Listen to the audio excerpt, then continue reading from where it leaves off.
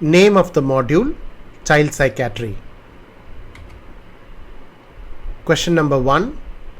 A report card can be used as a tool in treatment of which of the following disorders? A. Adolescent depression, B. ADHD, C. tic disorder, D. Premenstrual tension, E. School refusal. A report card can be used as an effective tool connecting school and home. You can see a sample report card in the slide here. These kind of report cards are helpful in treatment of disorders like ADHD. Question number 1. The answer is B. ADHD. Question number 2.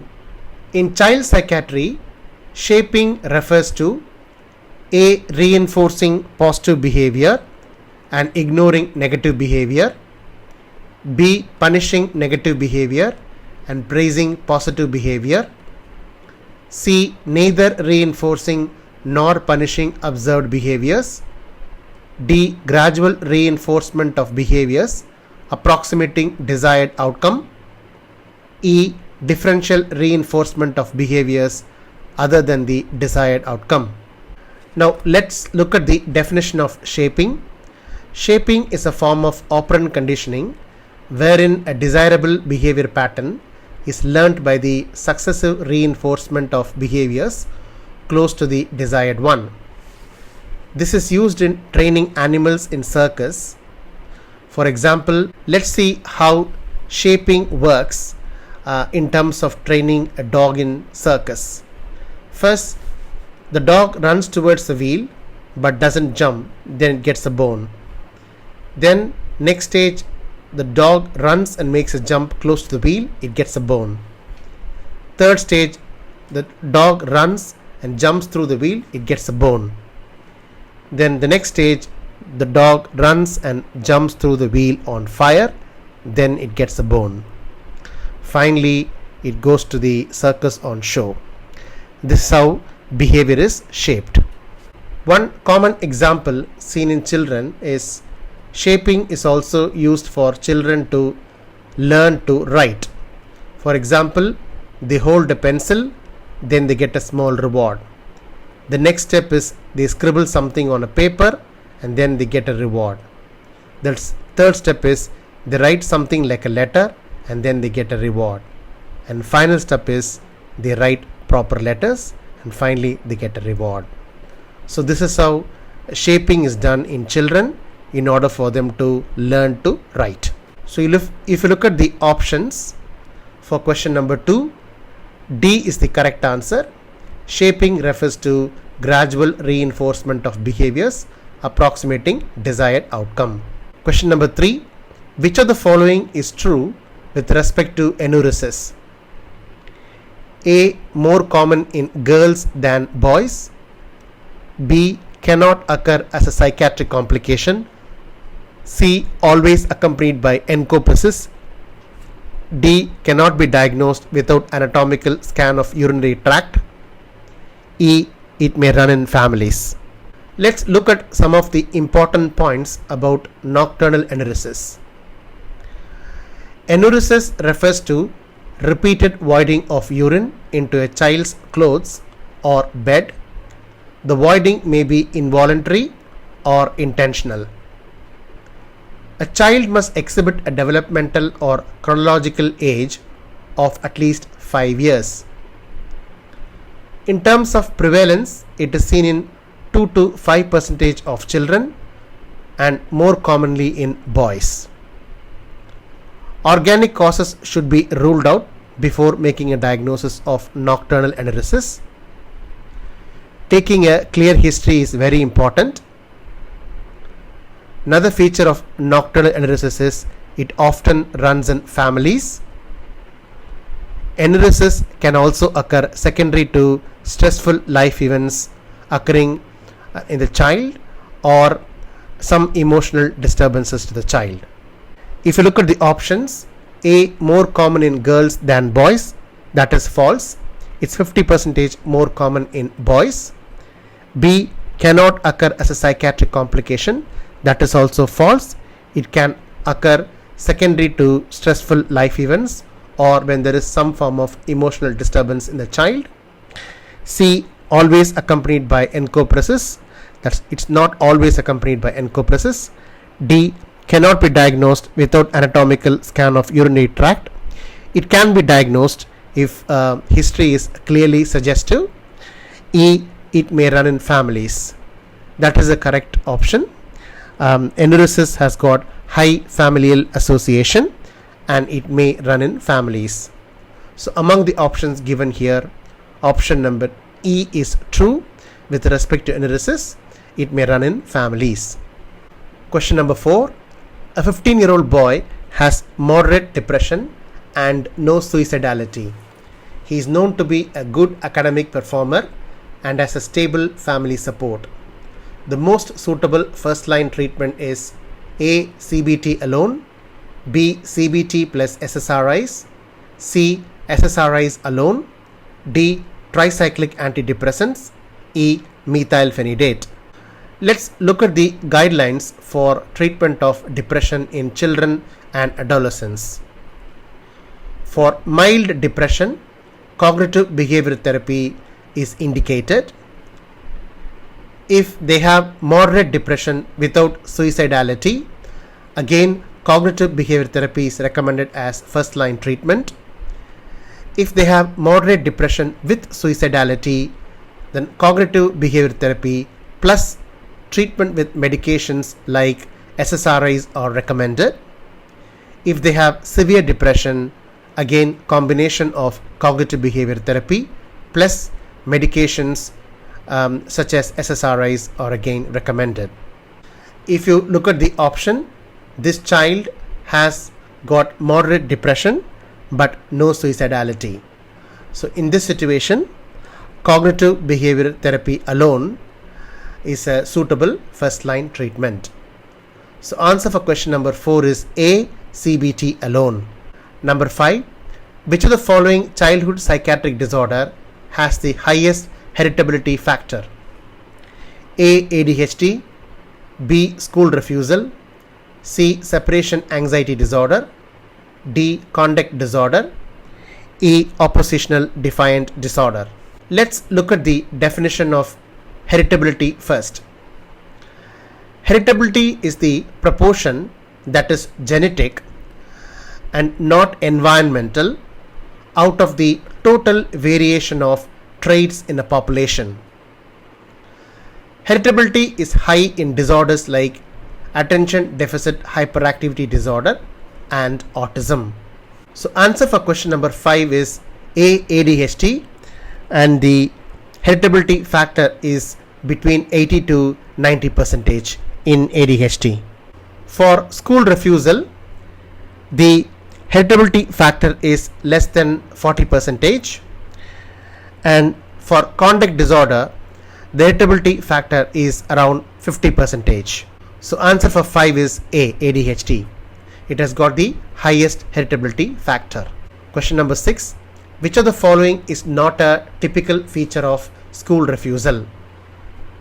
A, educational underachievement, B, somatic complaints, C, depressed mood, D, social withdrawal, E, sudden onset associated with school transition. Let's look at some of the important points regarding school refusal. School refusal usually peaks during 3 important age group. First, at the age of 5 during school entry. This is essentially a manifestation of separation anxiety. The next important age where it peaks again is age number 11, and at age 11 is also the commonest age of presentation with school refusal. It's often triggered by transfer to secondary school. The third important age group is between 14 to 16, and during this age the child presents with depression or phobic anxiety. Now let's look at the important salient points for truants and school refusers. In truants, there is usually presence of antisocial symptoms, but for school refusers, they usually have emotional symptoms and also somatic complaints. In truants, there is often a family history of antisocial behavior, but in school refusers, there is family history of neurosis or neurotic symptoms. In truants, there is inconsistent discipline followed by the parents. For school refusers, the parents are usually overprotective. In truants, the academic achievement is usually poor. In school refusers, the academic achievement is usually satisfactory. Truants usually occurs in large family size, but school refusers, most of them it occurs in small family size, and usually it's the youngest member of the family. These are some of the differences between truants and school refusers. Now, if you look at the different options, A, educational underachievement, that is seen in truancy, it is not a feature of school refusal. So that is the correct answer. Somatic complaints is seen in children with school refusal. Emotional symptoms like depressed mood, social withdrawal, all these are also seen in school refusal. And sudden onset associated with school transition is a feature of school refusal. Educational underachievement is not a typical feature of school refusal. So answer for 6 is A. Question number 7. In a 7-year-old child with uncomplicated Tourette syndrome, the drug treatment of choice is A, clonidine, B, haloperidol, C, atomoxetine, D, sertraline, and E, methylphenidate. According to the question, the child has got uncomplicated Tourette syndrome. In these situations, clonidine should be tried first. Clonidine reduces severity and frequency of tics, but the only problem with clonidine is that it can cause rebound hypertension on withdrawal. D2 receptor antagonists like haloperidol are also effective tic suppressing agent, but they are helpful only in the short term. And also in many children and adolescents, the side effects of antipsychotic medications far outweigh their benefits. Therefore, the answer for question number 7 is A, clonidine, which is a type of alpha-2 adrenergic agonist. They should be tried as first line treatment in uncomplicated Tourette syndrome. Answer for 7 is A. 8. A 14-year-old girl presents with some uncoordinated movements of her limbs. She had a history of fever and sore throat 6 months ago. Which is the most likely cause for her presentation? A, Sydenham's chorea, B, obsessive compulsive disorder, C, Tourette syndrome, D, ADHD, E, Huntington's chorea. So this 14-year-old girl had a history of fever and sore throat 6 months ago. So when children have sore throat, sometimes they may develop pharyngeal infection with beta hemolytic streptococci, and this can trigger what is called as rheumatic fever in 2 to 4 weeks time. In small amount of cases, for example 10% of cases where rheumatic fever has occurred, these children can go on to develop Sydenham's chorea, where the child can present with uncoordinated movements of her limbs.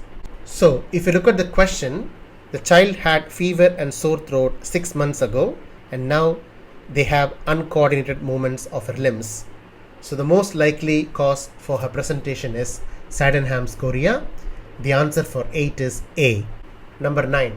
The most common psychiatric disorder seen as a comorbidity of autism in children is A, ADHD, B, obsessive compulsive disorder, C, generalized anxiety disorder, D, drug abuse, E, schizophrenia.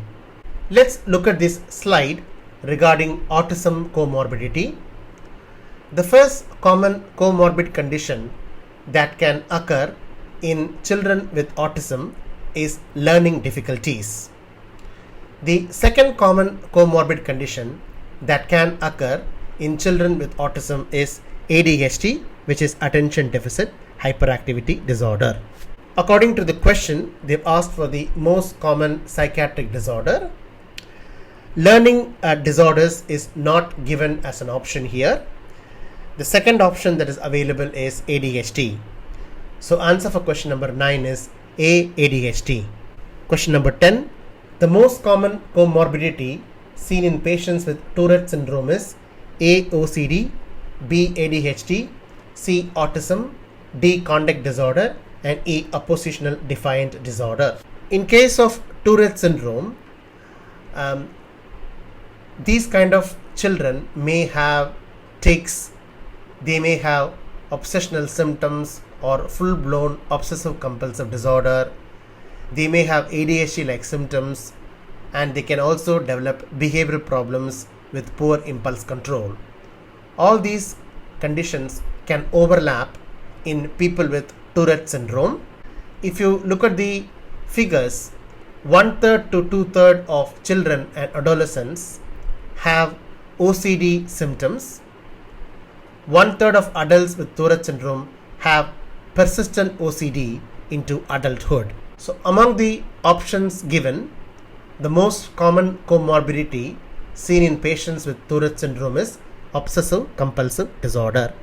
Answer for 10 is A. Question number 11. A child has got ADHD and also congenital heart disease. What is the medication of choice? A, methylphenidate, B, atomoxetine, C, clonidine, D, amitriptyline, and E, dexamphetamine.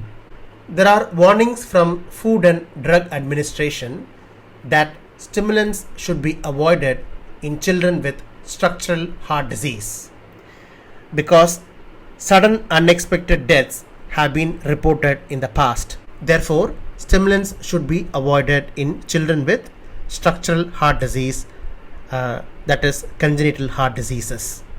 As we are tending to avoid stimulants, the next option that we have is atomoxetine, which is a non-stimulant medication. Therefore, question number 11, the answer is B, atomoxetine. Question number 12. What is the medical treatment for a girl with ADHD and frequent aggressive outbursts?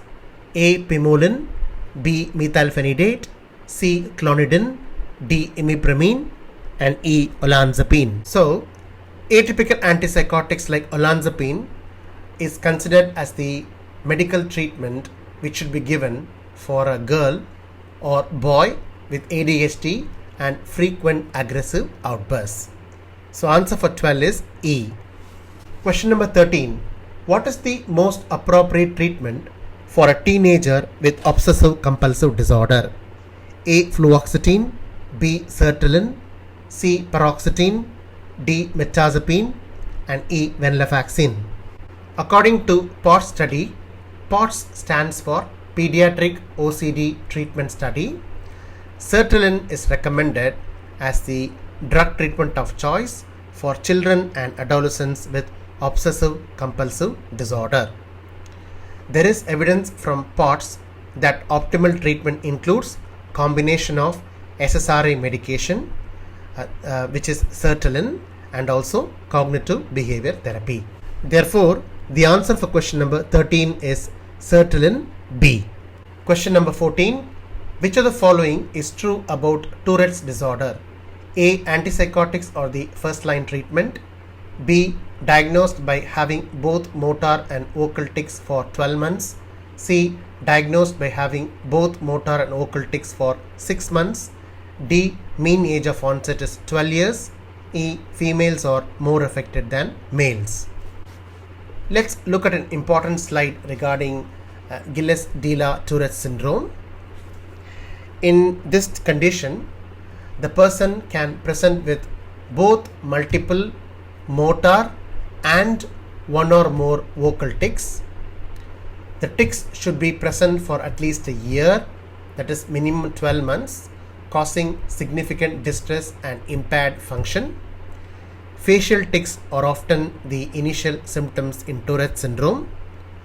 Vocal tics range from meaningless sounds to clear words, obscene, blasphemous utterances, which we call it as coprolalia. Education and behavioral management should be the first line treatment before trying medications. The onset of Tourette syndrome is usually before the age of 18, and the mean age of onset is 7 years. It occurs more commonly in males, and the male-female ratio is 3:1. So question number 14, the correct answer is option B. Tourette's disorder is usually diagnosed by a person having both motor and vocal tics lasting for 12 months or 1 year.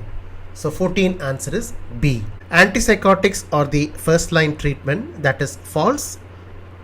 Most do not require pharmacological treatment. Education and behavioral management, which includes habit reversal, relaxation techniques, should be tried as the first line treatment. So answer for 14 is B, diagnosed by having both motor and vocal tics for 12 months. Question number 15. What is the chance of a 12-year-old boy with conduct disorder developing antisocial personality disorder? A 10%, B 20%, C 40%, D 50%, and E 70%. Conduct disorder usually evolves into antisocial personality disorder in nearly 50% of cases. The course of conduct disorder is most often chronic. Adult outcomes of conduct disorder include antisocial personality disorder, criminality, substance misuse, and also mental disorders. Therefore, the answer for question number 15 is D, 50%. So there is a 50% chance of a boy with conduct disorder to develop antisocial personality disorder. 15 answer is D. Question number 16. What is the most effective first line treatment of enuresis in children? A. Imipramine, B. Desipramine, C. Bell and pad apparatus, D. Reboxetine, E. Bladder training. Enuresis is often self-limited. Classic conditioning with the Bell and pad apparatus is really effective in more than 50% of cases. A star chart may be also particularly helpful. Drugs like imipramine and desmopressin have also been useful in treatment of enuresis. Recently, reboxetine, which has got a non-cardiotoxic side effect profile, has been considered as a safer alternative.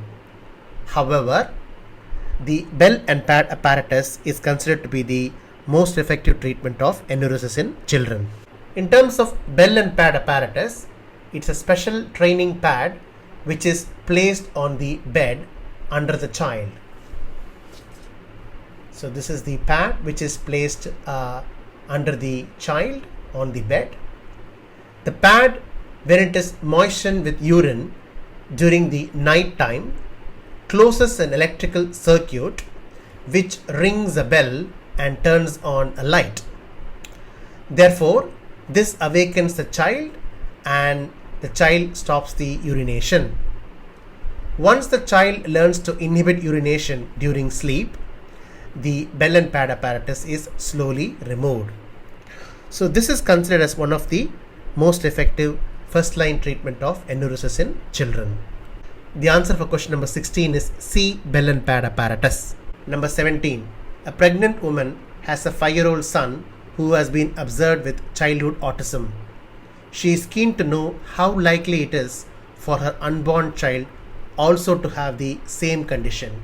A 1 to 10%, B 11 to 20%, C 21 to 30%, D 31 to 40%, E 41 to 50%. The recurrent rates of siblings in affected children of autism is 2 to 8%. However, if there are already 2 autistic children in the family, the risk even goes higher. The risk of developing autistic disorder in a sibling of 2 autistic children is 25 to 30%. According to this question, there is only one child in the family who has got childhood autism. So in terms of risk for the next child, it's usually 2 to 8%. The closest figure to that is 1 to 10%. So answer for 17 is A. 18. Which of the following is true about the epidemiology of autism? A. Monozygotic twin concordance is greater than 90%. B. Heritability is greater than 90%. C. More common in children who have had the MMR vaccine. D. More common in girls than boys.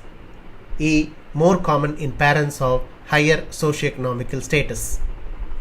The heritability of autism is also high. It is about 90%. Therefore, the answer for question number 18 is B. The heritability is greater than 90%. Which of the following is listed in the ICD-10 criteria for diagnosis of childhood autism? A. Intelligence quotient below 70. B. Reduced sharing of interest with others. C. A particular interest in collecting things. D. Repetitive circumscribed movements. E. Presence of challenging behavior. If you look at the important criteria for childhood autism, the criteria states that there should be always qualitative impairment in reciprocal social interaction. There is also poor use of social signals and impaired social behavior in childhood autism. And the other important feature is reduced sharing of interest with others. The answer for question number 19 is B. Reduced sharing of interest with others is one of the important criteria for diagnosis of childhood autism. Question number 20. In pandas, which of the following psychiatric symptoms is rare? A. Anxiety. B. Low mood. C. Auditory hallucinations. D. Obsessions. And E. Tics. Pandas refers to pediatric autoimmune neuropsychiatric disorders associated with streptococcal infection. Often the child presents with OCD symptoms following beta hemolytic streptococcal infection. There is abrupt onset of OCD symptoms and the child can experience exacerbation of symptoms with infection. Pandas syndrome is believed to signify an autoimmune process, and typically OCD symptoms arise along with tics in children. MRI scan is helpful because there is proportional relationship between the size of the basal ganglia and the severity of OCD symptoms in panda syndrome. So when a child develops panda syndrome, they may have anxiety symptoms, they may have mood symptoms, they may have obsessions and tics. But auditory hallucinations is not seen in panda syndrome, and that is rare. Question number 20, answer is C. Auditory hallucination is a psychiatric symptom which is rare in panda syndrome. Question number 21, which of the following statements is correct regarding childhood elimination disorders? A. Enuresis occurs more commonly in girls than in boys. B. Functional encopresis is unrelated to sleep disorders. C. Primary enuresis is usually preceded by 1 year of urinary incontinence. D. Star charts are helpful in encopresis but not in enuresis. E. Enuresis may occur secondary to psychiatric disorder. In terms of primary enuresis in children, the child was never dry. But in terms of secondary enuresis, the child may have periods when they were previously dry, but enuresis can also occur secondary to stressful life events occurring in the child or due to emotional disturbances in children. So that is the correct answer for question number 21. Enuresis may occur secondary to psychiatric disorders, particularly mood disorders. All other options are incorrect. 21 answer is E. Question number 22. Which of the following may be a long-term outcome of high doses of methylphenidate over long periods without drug holidays? A. Insomnia, B. Growth suppression, C. Seizures, D. Nephrotoxicity, and E. Psychosis. If you look at the long-term outcome of treating children with methylphenidate, the important feature is growth suppression. That's a long-term outcome. Children may initially develop anorexia and weight loss. However, longitudinal studies suggest an overall height stunting of approximately 1 centimeter per year during the first 3 years of treatment. Therefore, growth suppression has been reported in various studies when children are treated with high doses of methylphenidate for a longer period of time.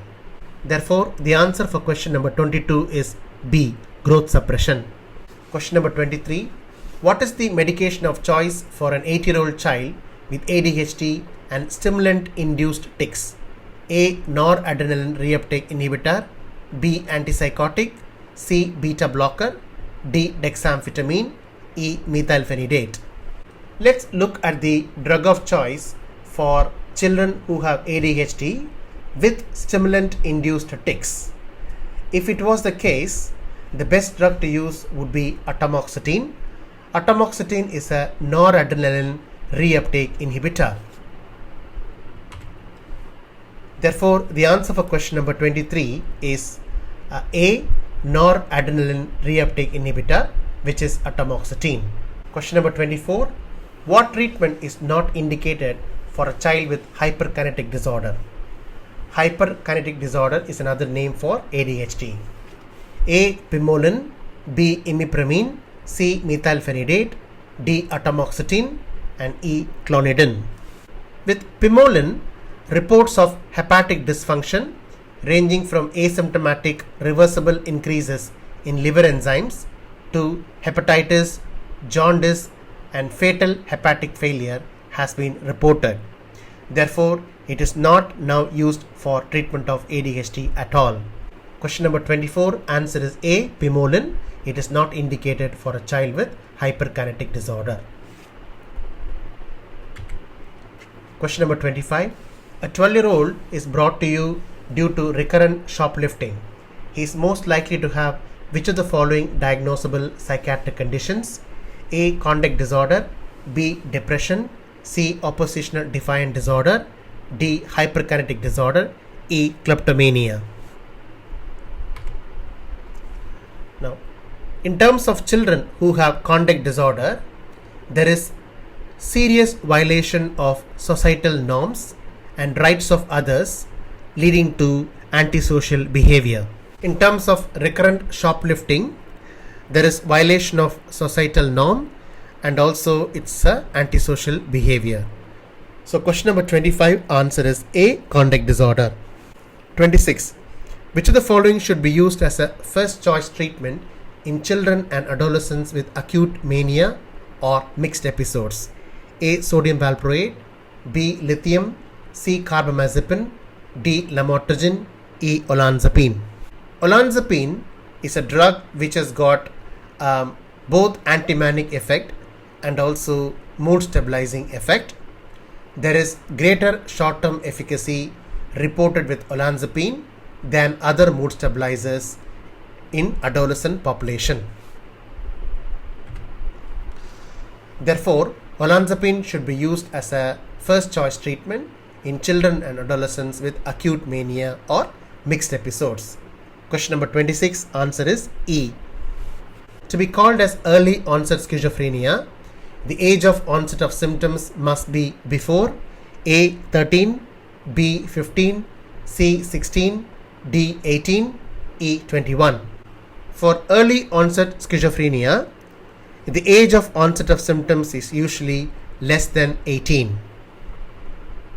For very early onset schizophrenia, the age of onset of symptoms is usually less than 13. Question number 27. The answer is D.